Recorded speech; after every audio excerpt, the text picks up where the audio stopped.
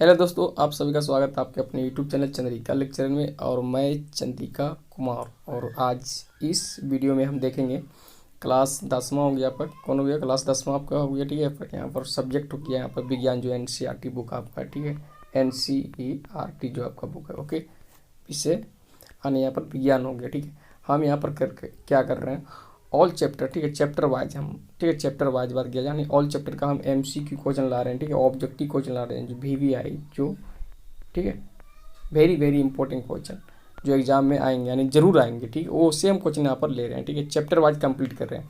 हम केमिस्ट्री का यहाँ पर 3 चैप्टर कंप्लीट कर दिए थे। ठीक है, अभी तक आप नहीं देखेंगे तो चाहे देखिए, प्लेलिस्ट में आपको मिल जाएगा। और अभी हम फिजिक्स पर चल रहे हैं। ठीक है, फिजिक्स में 4 चैप्टर है यहाँ पर।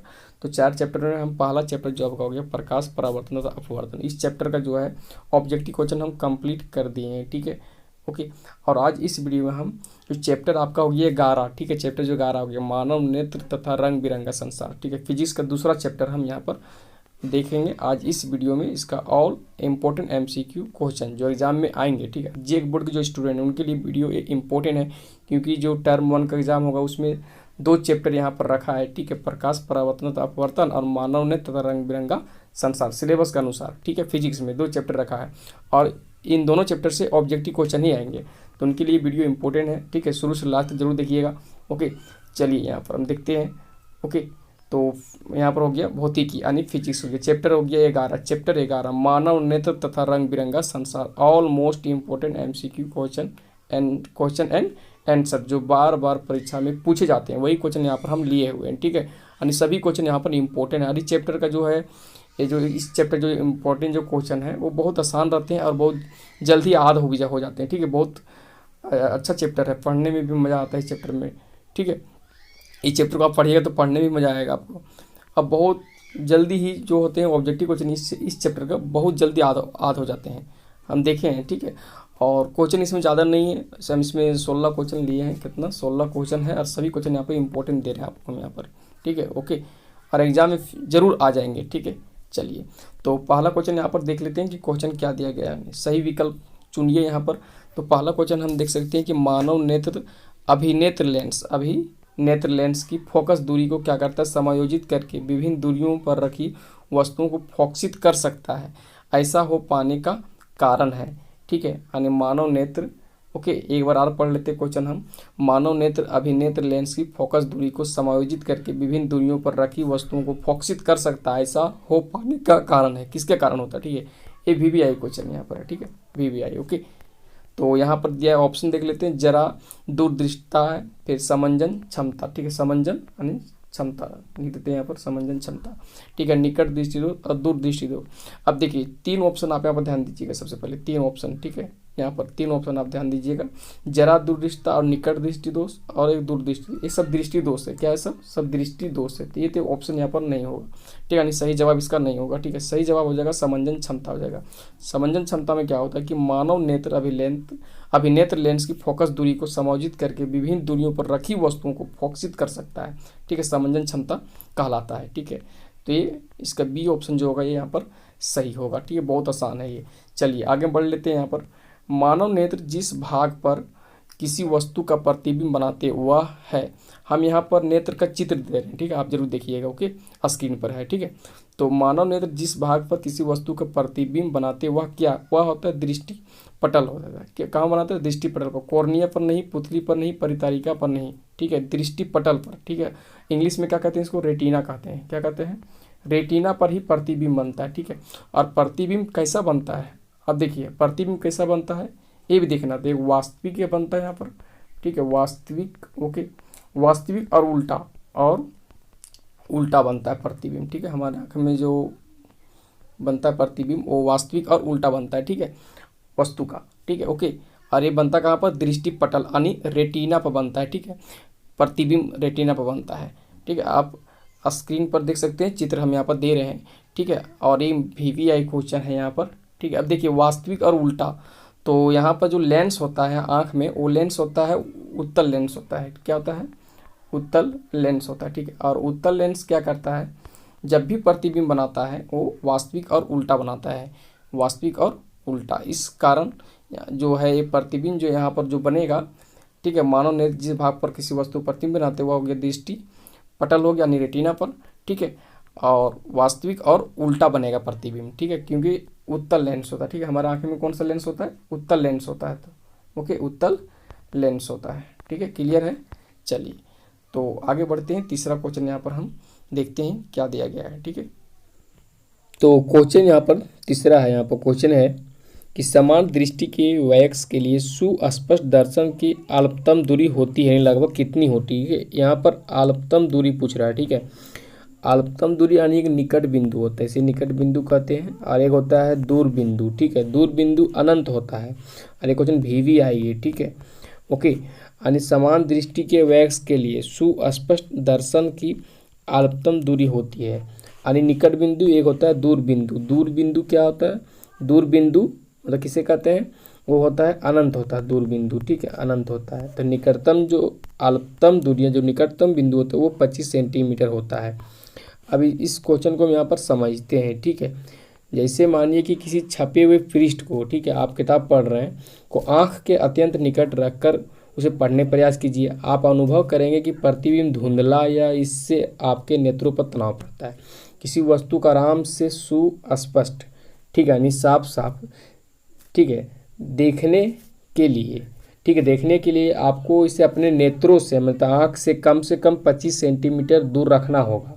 वह न्यूनतम दूरी जिस पर रखी कोई वस्तु बिना किसी तनाव के अत्यधिक स्पष्ट देखी जा सकती है, साफ देखी जा सकती है, उसे सुस्पष्ट दर्शन की अल्पतम दूरी कहती है। इसे नेत्र का निकट बिंदु भी कहते हैं। ये होता है 25 सेंटीमीटर होता है, ठीक है, ओके। तो वह एक होता है वह दूरतम बिंदु जिस तक कोई नेत्र वस्तुओं को सुस्पष्ट देखा जा सकता है, ठीक है। नेत्र का जो दूर बिंदु होता है, दूर बिंदु, ठीक है, दूर बिंदु अनंत होता है। वो क्या होता है? अनंत होता है दूर बिंदु, ठीक है। तो एक दूर बिंदु पूछेगा तो अनंत हो जाएगा। अल्पतम दूरी है वो यहाँ पर 25 सेंटीमीटर हो जाएगा। तो सी ऑप्शन जो दिया गया है ये यहाँ सही होता है। आप नोट कर सकते हैं कि एक समान नेत्र जो होता है आँख, वो 25 सेंटीमीटर से अनंत दूरी तक, अनंत यानी 25 सेंटीमीटर से कहाँ तक? अनंत दूरी तक रखी वस्तुओं को सुस्पष्ट देख सकता है, ठीक है। तो यहाँ पूछा था अल्पतम दूरी पूछा था, तो हो जाएगा 25 सेंटीमीटर हो जाएगा। तो सी ऑप्शन जो होगा ये यहाँ पर सही होगा। नेक्स्ट क्वेश्चन देख लेते हैं क्या है। अभिनेत्र लेंस, ठीक है, यानी आंखों का जो लेंस होता है, यानी जो उत्तल लेंस होता है, ठीक है, ओके। तो क्वेश्चन इंपॉर्टेंट यानी VVI क्वेश्चन ये है, अभिनेत्र लेंस की फोकस में परिवर्तन किया जाता है, यानी उसके फोकस में परिवर्तन कौन करता है, ठीक है, इंपॉर्टेंट क्वेश्चन है। यहाँ पर दिया गया पुतली द्वारा कि पछमाभी द्वारा कि दृष्टिपटल द्वारा कि परितारिका द्वारा। देखिए इसका सही आंसर हो जाएगा पछमाभी जो पेशियाँ, ठीक है, पछमाभी जो पेशियाँ होती है, इंग्लिश में क्या बोलते हैं इसे बोलते हैं सिलियरी मसल्स बोलते हैं, ठीक है, इंग्लिश में बोलते हैं सिलियरी, ठीक है, सिलियरी मसल्स इंग्लिश में कहते हैं, ठीक है, मसल्स, ओके, इंग्लिश में से सिलियरी मसल्स कहते हैं।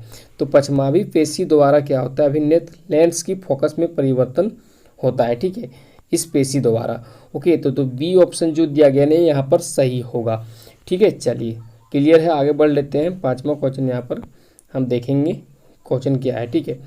अब मानव नेत्र में लेंस होता है, यानी कौन सा लेंस होता है, ठीक है। आप यहाँ पर चित्र देख सकते हैं, क्रिस्टलीय जो यहाँ पर लेंस दिया गया वो लेंस कौन सा होता है? वो जो यहाँ पर लेंस होता है वो उत्तल लेंस होता है। क्या होता है? उत्तल लेंस। तो जो ए ऑप्शन दिया गया है ना ये यहाँ पर सही होगा, ठीक है, उत्तल लेंस होता है। उत्तल लेंस क्या करता है? मानव नेत्र में जो प्रतिबिंब बनाता है वो वास्तविक बनाता है, उल्टा बनाता है और छोटा बनाता है, ठीक है, ओके। तो उत्तल लेंस रहता है। तो ए जो पहला ऑप्शन दिया गया है ये यहाँ पर सही होगा, ठीक है, ओके। चलिए अब देखते हैं नेक्स्ट क्वेश्चन क्या क्वेश्चन यहाँ पर छठा देख रहे हैं क्या क्वेश्चन यहाँ पर कि मानव नेत्र द्वारा बना प्रतिबिंब कैसा होता है? तो वास्तविक एवं छोटा, पहला ऑप्शन जो दिया गया ये यहाँ पर सही होगा, वास्तविक एवं छोटा और उल्टा बनाता है, ठीक है, उल्टा, ओके, वास्तविक एवं छोटा एवं उल्टा रहता है, ठीक है, उत्तल लेंस होता है ना इसी कारण, ओके, वास्तविक एवं छोटा और उल्टा रहता है इसमें, ठीक है, ओके।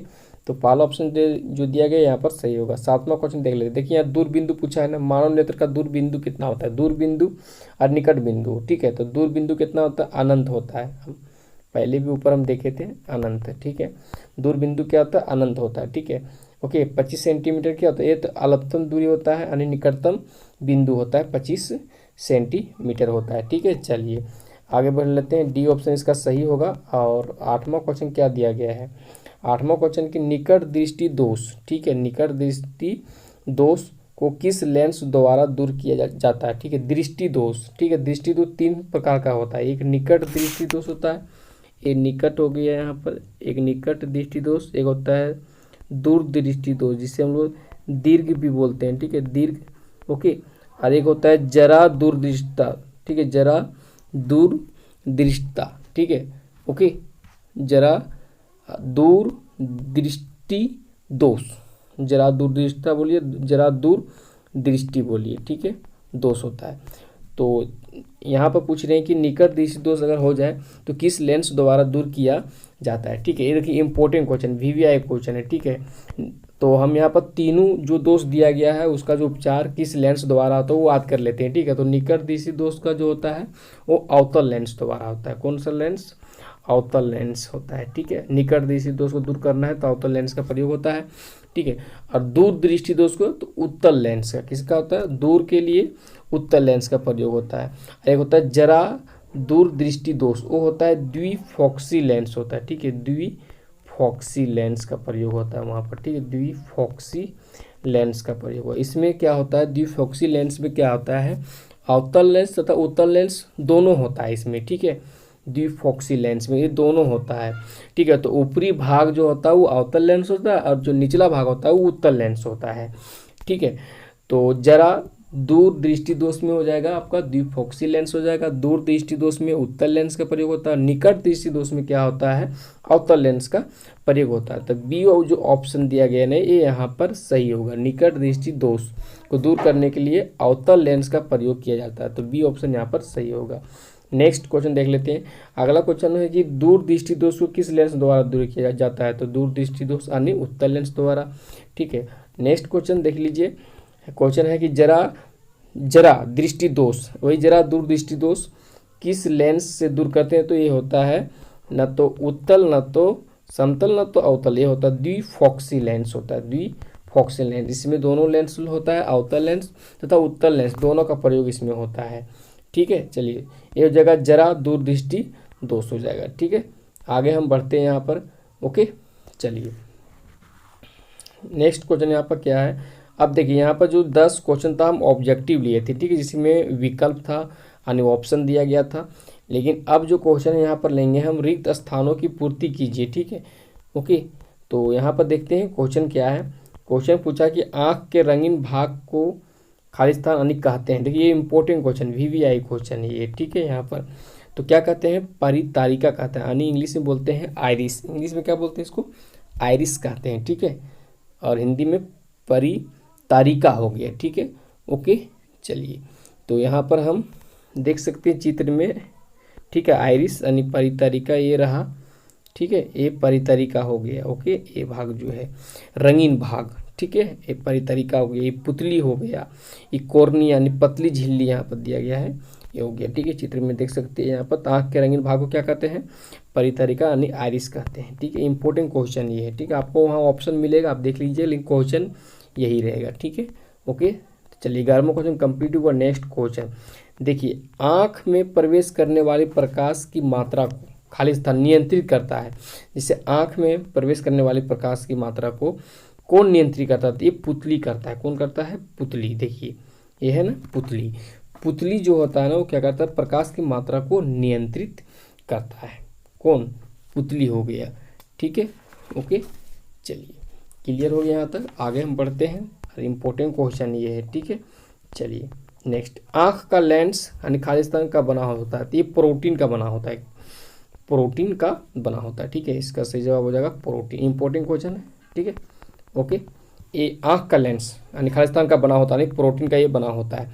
नेक्स्ट क्वेश्चन, जब नेत्र लेंस की फोकस दूरी कम हो जाती है तो उसे क्या कहते हैं, निकट दृष्टि दोष कहते हैं। जब नेत्र लेंस की फोकस दूरी कम हो जाती है तो उसे क्या कहते हैं, खाली स्थान यहाँ पर है, दृष्टि दोष कहते हैं। कौन सा दृष्टि दोष, तो निकट दृष्टि दोष। निकट दृष्टि दोष में क्या होता है, नेत्र लेंस की फोकस दूरी कम हो जाती है। ठीक है, यहाँ पर तो निकट भर आएगा। ओके, चलिए नेक्स्ट क्वेश्चन देखते हैं क्या होता है। क्वेश्चन यहाँ पर दिया गया है। क्वेश्चन यहाँ का, जो आँख निकट की वस्तु को साफ साफ नहीं देख सकता है, जो आँख निकट की वस्तु को साफ साफ नहीं देख सकता है, निकट की वस्तु, उस आँख में, ठीक है, खालिस्तान अनिर्दृष्टि दोष होता है। तो ये होता है दूरदृष्टि दोष। दूरदृष्टि दोष में क्या होता है कि निकट की वस्तु को साफ साफ नहीं देख सकता, लेकिन दूर की वस्तु को साफ साफ देख सकता है। ये निकट दृष्टि दोष का यहाँ पर परिभाषा हो गया, ठीक है। हम कह सकते हैं, ठीक है, कि जो आँख निकट की वस्तु को साफ साफ नहीं देख सकता है, उस आँख में दूरदृष्टि दोष होता है, ठीक है। यानी दूरदृष्टि दोष में क्या होता है कि दूर का वस्तु साफ साफ दिखता है, लेकिन निकट का जो वस्तु है वो साफ साफ नहीं दिखता है। ओके, दूर दूर, ठीक है, यानी दूरी दृष्टि दोष जो होता है, जो दूरदृष्टि दोष होता है, ठीक है। ओके, तो यहाँ भरेंगे दूर, दूरी हो गई यहाँ पर, ठीक है। ओके, गलत है, ये दूर भराएगा, दूर दृष्टि दोष, ठीक है। दूर दृष्टि दोष होता है, एक निकट दृष्टि दोष, एक जरा दूर दृष्टि दोष होता है, ठीक है। ओके, तो यहाँ पर हो जाएगा दूर दृष्टि दोष होता है, ठीक है। तो यहाँ क्या भरेंगे, दूर दृष्टि दोष भरेंगे, ठीक है। जो आँख निकट की वस्तु को साफ साफ नहीं देख सकता है, उस आँख में क्या होता है, दूर दृष्टि दोष होता है, ठीक है। ओके, चलिए आगे हम लोग बढ़ते हैं। नेक्स्ट क्वेश्चन क्या है, नेक्स्ट देख लेते हैं क्वेश्चन क्या दिया है। नेत्र गोलक का व्यास होता है, कितना होता है, नेत्र गोलक का व्यास होता है 2.3 सेंटीमीटर। कितना होता है, 2.3 सेंटीमीटर, सही आंसर जाएगा, ठीक है। नेत्र गोलक का व्यास होता है 2.3 सेंटीमीटर होता है, ठीक है। तो क्वेश्चन यहाँ पर जो 16 कंप्लीट हुआ, ठीक है। ओके, चलिए, तो ये VVI क्वेश्चन था, सभी आप यहाँ पर नोट कर सकते कॉपी में, ठीक है। चलिए, वीडियो अच्छा लगा तो लाइक शेयर और कमेंट जरूर कीजिए। हम नेक्स्ट जो चैप्टर है, फिजिक्स का भी 2 चैप्टर यहाँ पर हम जो कंप्लीट किए यहाँ तो स्टॉप रखेंगे। अब हम जाएंगे बायोलॉजी में, ठीक है। Okay, bye.